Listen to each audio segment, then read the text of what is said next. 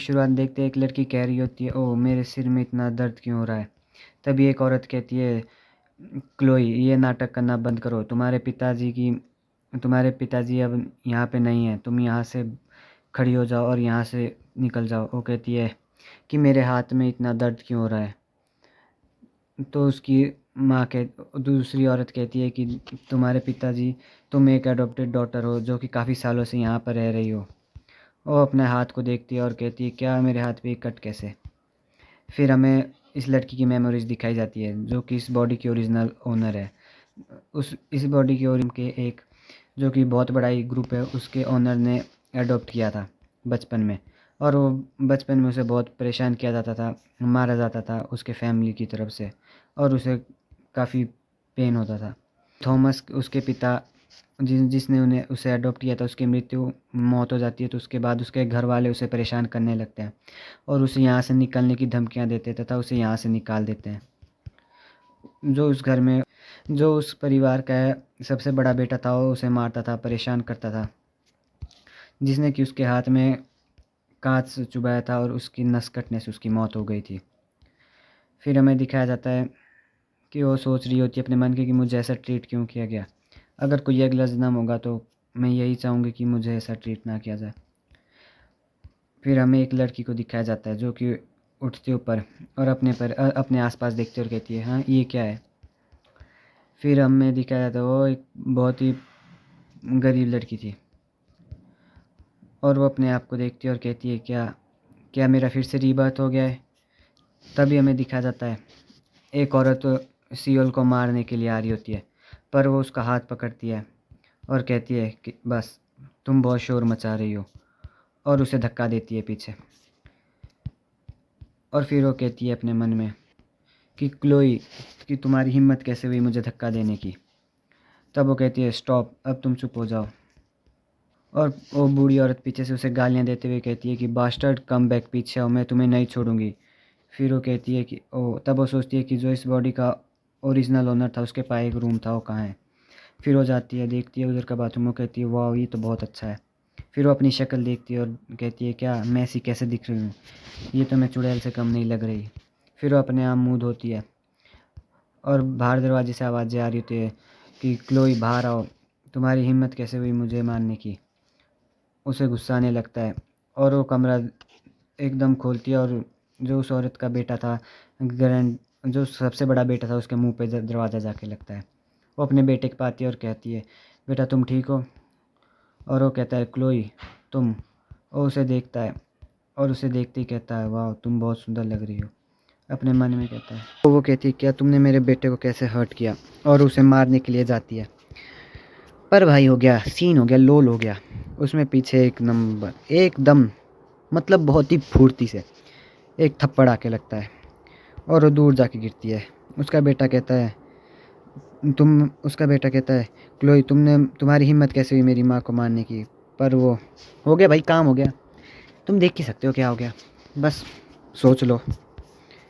तो देखते हो साइड में बैठा होता है और काँप रहा होता है, और वो कहती है कि मुझे आगे से परेशान करने की कोशिश मत करना। और वहाँ से जाते हुए कहती है, और भाई तुम पैनल देखो, क्या नंबर, एक नंबर है भाई कसम से। फिर हमें एक हॉस्पिटल का सीन दिखाया जाता है, इमरजेंसी डिपार्टमेंट। और हमें फिर हमारी मेन लीड का हमारे बताया जाता है कि उसके अकाउंट में 250 रुपये, और उसकी जो हाथ की पट्टी हुई उसमें 250 रुपये ख़त्म हो गए। वो सोचती है कि उसे अब पैसे की बहुत ज़रूरत है, और वो गाड़ी को चला रही होती है और कहती है कि 2025 आ गया है और ये मैं रिबॉर्न हो चुकी हूँ कैस्टल एम्पायर में, पता नहीं कौन सा एम्पायर है, बस एम्पायर में रिबॉर्न हो चुकी है भाई, इतना ध्यान रखो तुम। और वो जा रही होती है गाड़ी में, तभी एक आदमी उससे लिफ्ट मांगता है। वो देखती है, बंदे के मुँह पर मास्क, भाई पैनल देखो तुम, ये भी एक नंबर पैनल है, मैं इसको एडिटिंग करके और अच्छा करूँगा अभी, देखना तुम बस। और वो लिफ्ट मांगता है और उसे लिफ्ट दे देती है, और वो उसे देख रही होती है और वो लड़का भी उसे देखता है और कहता है, ये क्या हुआ।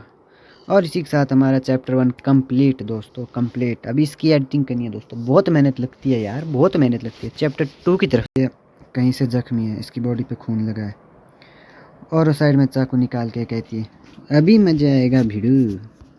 तो लड़का कहता है, सॉरी मिस, माफ़ी मांगता है और कहता है कि क्या आप मुझे लिफ्ट दे सकती है। तो कहती है पक्का भाई, अगर तुम्हारे पास पैसा है तो मैं कुछ भी दे सकती हूँ, मतलब लिफ्ट दे सकती हूँ। उल्टा मत सोचा करो यार, उल्टा मत सोचा करो। वो कहता है ठीक है, और उसे पैसा दे रहा होता है पेमेंट, और अब उससे पैसे लेने का तो पता नहीं, पर उसे देख रही होती है और वो कहती है एक्सक्यूज़ मी, और भाई उसके हाथ में कुछ जेड सा पकड़ा देता है और कहता है कि क्या तुम पार्किंग लॉट चलोगी, चेक कर सकती हो। और वो कहता है क्या मैं बैकग्राउंड म्यूजिक चला सकता हूँ। और हमारी मेन लीड मतलब लड़की कहती है हाँ तुम चला सकते हो।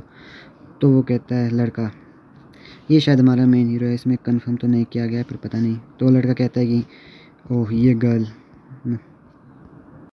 ये लड़का कहता है कि पता नहीं लोग आजकल हॉस्पिटल में क्या क्या करते हैं, ये बहुत ही, वो भी सबके सामने।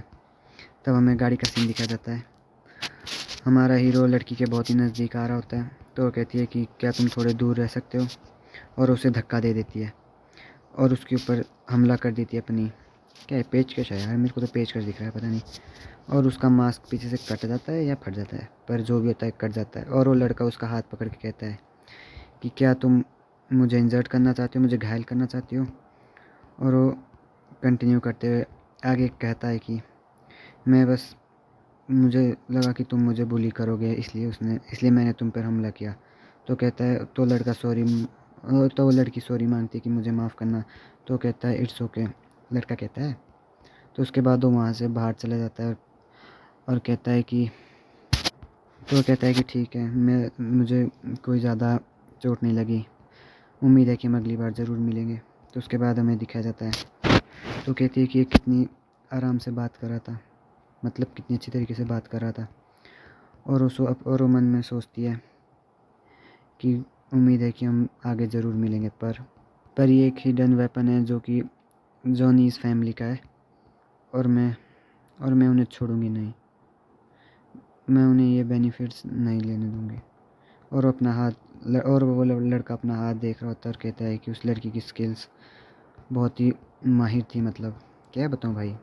तो हमें अगले दिन का सीन दिखाया जाता है, एक डेविज रेडी रेजिडेंस का, यार बोलना नहीं आ रहा भाई, समझा करो थोड़ा। और हमें यहाँ पे किताबें दिखाई जाती है। अब मैं ये सोच रहा हूँ कि मेरी इस वीडियो पे कॉपीराइट ना आ जाए बस, क्योंकि मैं इसमें बहुत ज़्यादा दिखाया जाता है। हमें जेनीज डेविड्स उसके थर्ड ग्रैंड डॉटर का दिखाया जाता है, जो कि एक बक्सा देख रही होती है, और वो वहाँ पे दरवाज़ा खोल के बाहर जा रही होती है और कहती है कि इसमें सब कुछ बेकार चीज़ें हैं। तभी वो लड़की आती है, एक लड़की आती है और उसका गला पकड़ती है और कहती है कि तुम यहाँ पे क्या कर रही हो, तुम कोई चोर हो, तुम यहाँ पे चोरी करने आई हो। तो कहती है कि मैं कोई चोर नहीं हूँ, तुम चोर हो। तो कहती है कि तुम्हारी हिम्मत कैसे हुई मेरा गला पकड़ने की। तभी वहाँ पे एक आदमी आता है और कहता है कि क्लोई तुम ये क्या कर रही हो। तो कहती है नहीं मैं कुछ नहीं कर रही, मैं तो बस चेक कर रही थी सब कुछ ठीक है कि नहीं। और वो लड़की उधर खांस रही होती है और खांस के वो बैठ जाती है नीचे, और हमारी क्लोई वहाँ से अपनी किताब उठाती है। तभी वो अंकल उसे डांट रहा होता है कि तुम ये बैग में क्या ले जा रही हो, तुम क्या कर रही हो यहाँ पर। तो कहती है कि बस कुछ नहीं, मैं यहाँ पे मैं इसे अपने आप उठा लूँगी। और वो उसे कुछ कह के निकल जाती है और वो कहते हैं क्लोई अब से यहाँ पे नहीं आ सकी, तुम्हारी हिम्मत कैसे हुई डेविड रेसिडेंस में कदम रखने की। तो वो कहती है कि ओके देखते हैं।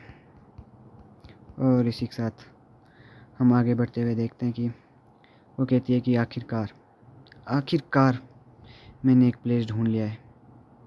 यहाँ पे उसका फ़ोन बजता है और देखती है कि ये कैसा खतरा है, बीप बीप। और उतने में एक लड़की बॉल उठाने की कोशिश करी होती है, एक ट्रक उससे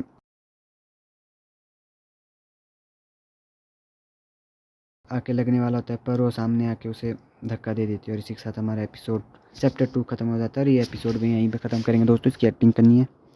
अगर आपको मेरी वॉइस में थोड़ी दिक्कत आ रही होगी तो इसके लिए हम क्षमा चाहते हैं। तो उम्मीद है